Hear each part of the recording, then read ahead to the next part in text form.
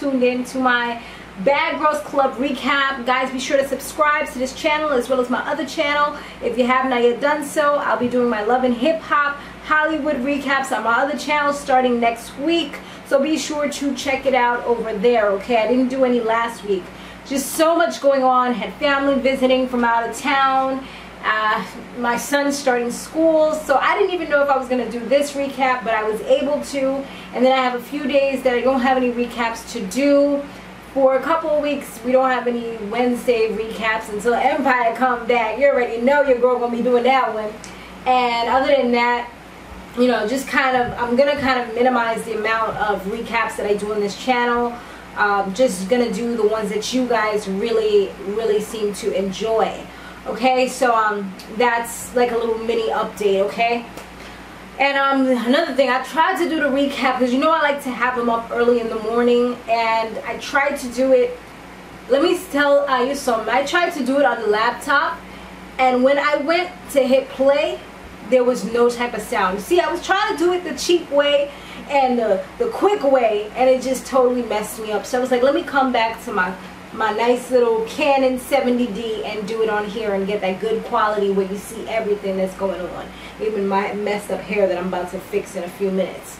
Alright, so Kat, as we know, she was totally out of control in the very beginning. It was kind of like a continuation from last week. She was just hurting herself, self-inflicted pain, and it's crazy.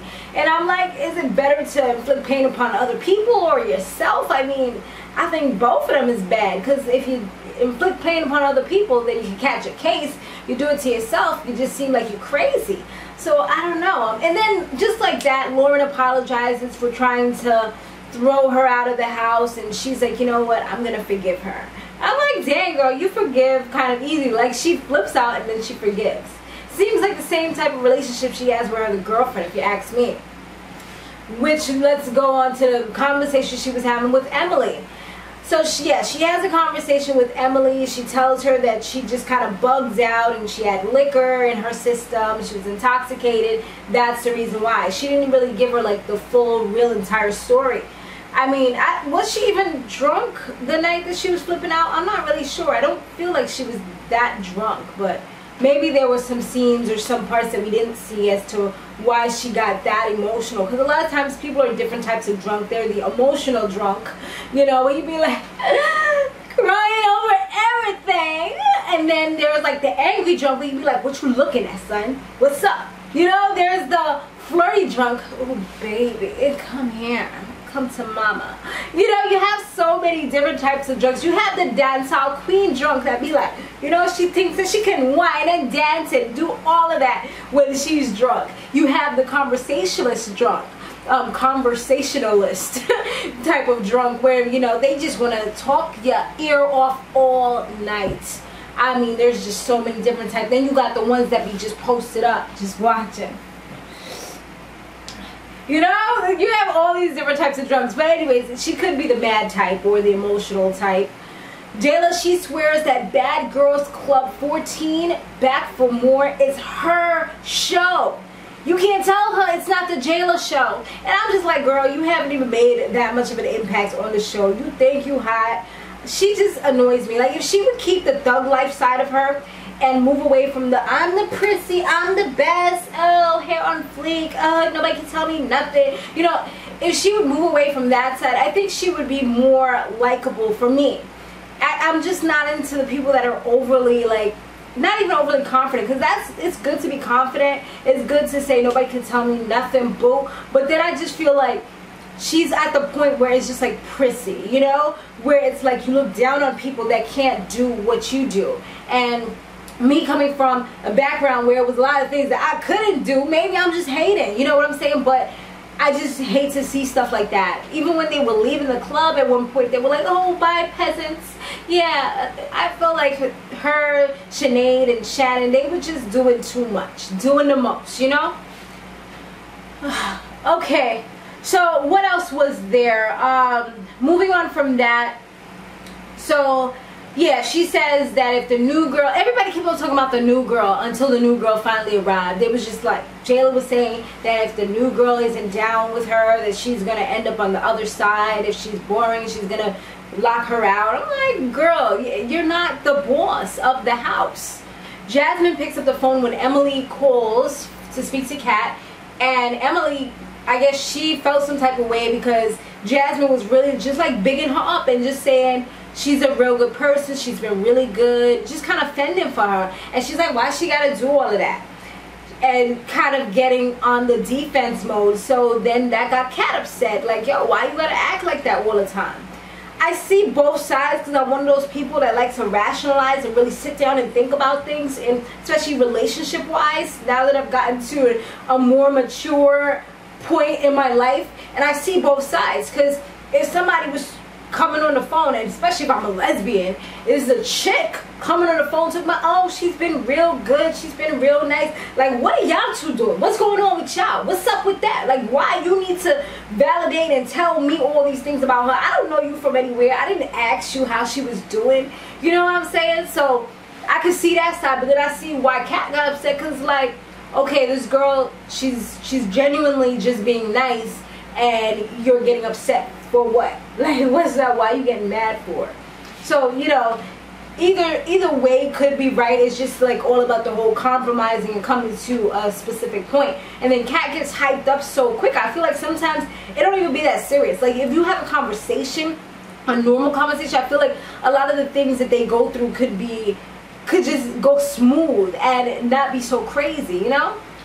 What else happened? So Jasmine, moving on from that, they finally show a picture of the new girl, and of course everyone is not really liking it that much. They're saying that it's not really a flattering photo. She looks like she's from the country. She does end up, her name is Jela. She's from Albany, upstate New York.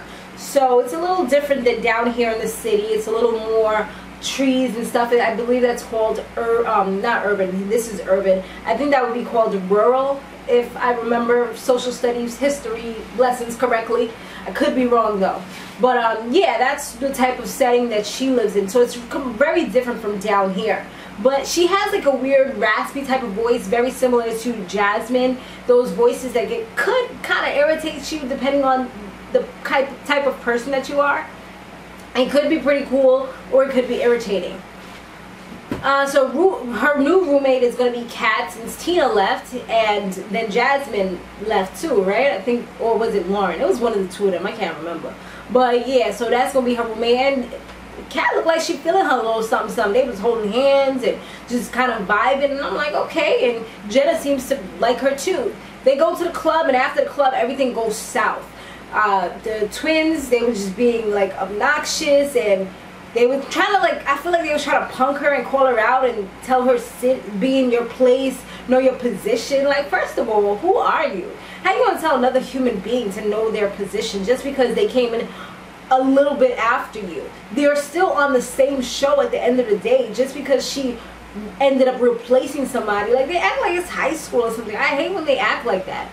So yeah, Sinead and Shannon, they're just being ridiculous. Jenna has to end up going to the hotel because they was all fighting, and then Jela wants to jump into it and talk about she's diffusing it, but I don't feel like she was really diffusing anything, because she kind of had like that turn up attitude, like she was ready to protect them or something. Like the way her whole like stature, her whole vibe was just off. And then one of her homegirls ended up like hitting the bottle that was in Jenna's hand, and she thought that Jenna threw the water on her. I didn't see it that way. Maybe my eyes could have been deceiving me. I didn't really replay it. I was tired. I didn't want to replay it. So I don't know. If y'all saw something different, then definitely let me know down below. Yeah, so anyway, Jela, she was just trying to go hard to show that she's the boss. She threw away the girls' Patron. I'm like, yo, you don't play with people's Patron. You don't play with people's liquor. Because I know if I had a bottle of Ciroc costs an arm and a leg. And that's like pretty much all I drink if I'm not drinking wine. Or some other vodka that sometimes I drink. But it's mainly Ciroc that I drink. If somebody would have threw that away and I would have went to a bottle and put it to my head or put it in a cup or anything, and it tastes like water, I would have flipped. You know what I'm saying? Like, that makes you so upset. You try to get your buzz on, relax a little bit, chill out or whatever, and then it's water. So yeah, she got upset. They started fighting again, and then the producers had to come in. And let me tell you something, what the producers said. The producers, they ended up saying, the dude that came in, he's like, there's been too much fighting today. There's no more fighting for today. He didn't say no more fighting for the rest of your duration that you are here. He didn't say no more fighting for the rest of this season of Bad Girls Club 14. Back for more. No, he said today. So if you guys fight tomorrow, it's okay. Because you know why? I'm gonna give y'all the Kanye speech real quick. Because they want to see them ratings go up. That's what it's all about at the end of the day, is getting those ratings up. You know? So that's exactly what it was about and what it is. And you know, that's just it. It's all about the ratings at the end of the day. It's not, oh, they're fighting, oh my gosh, our reputation. No, that's the reason why they got Laura the life coach, so she could make it seem a little more inspirational. But at the end of the day, it's always been about fighting, and they're just trying to switch it up a little bit so I guess it doesn't get banned off of TV or anything like that. Anyways. So yeah, Jela, she switches it up now, and she goes to talk to Jenna. They kind of apologize to each other, and it seems like all is calm for right now. All the girls were talking, like the Lauren and Jasmine and Jenna, the new crew. They're talking on the side, and Jasmine was just kind of telling Jenna all the things that she endured during her stay thus far. And Shannon, she was walking, and she kind of overheard what was going down, and she's like, oh, these fake bees, and all they do is smile in your face and talk behind your back and this and that. You know what? I'm happy that Jasmine stood up for herself when she was approached by Shannon, and what she said was, I told her exactly what happened. How you gonna get mad because I said what actually happened? And yeah, I'm like, yo, because Jasmine, she stayed flip-flopping, and sometimes Jasmine, she likes to just be ridiculous and start crying, or she likes to apologize when there's no need for you to apologize. I mean, at the end of the day, they stole your birthday if you want to like really come crazy. And I feel like that was due to a little bit of jealousy as well. I mean, yes, she was acting retarded. She was acting, well, let's not say retarded, but she was acting out of character probably, you know, because she had liquor in her system.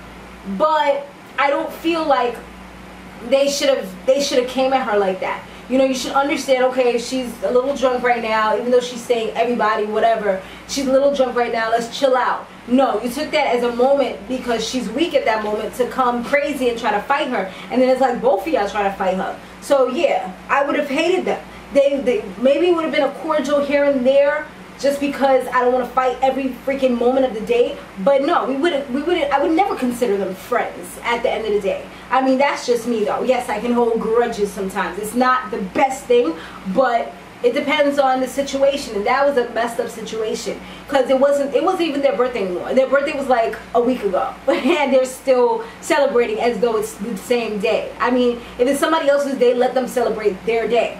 Anyways, moving off of that. So yeah, I felt like I was happy and proud that she actually stood up for herself and didn't like start crying. But I don't know, we're going to see what happened on the next one. It looked like she going to become a thought, because she brought some DJ or some dude home, and then you see her crying like, oh daddy, I'm sorry. I mean, I feel like I like the fact, I mean, we didn't really see this episode. I just saw it come in the tractor, so I don't really know. It was only bits and pieces. But if that's the case where she kind of slid off on TV, then at least the simple fact that she's showing remorse for her actions, if she doesn't do it again, then that's good. Because most of these girls that come on here, they don't care about their family, they don't care about their reputation. They're living their lives on camera unfiltered, you know what I'm saying? They're just doing whatever. Some of them are doing it to get attention, some of them are doing it just so they can get fans or whatever. But she seems like she might have been genuinely like, oh my god, I just hurt my father, I just hurt my family, and now they're no longer going to be proud of me. And they've never seen me act this way. At the end of the day, like, yeah, they know I have a bad temper, but to do something like that on camera is not a good look.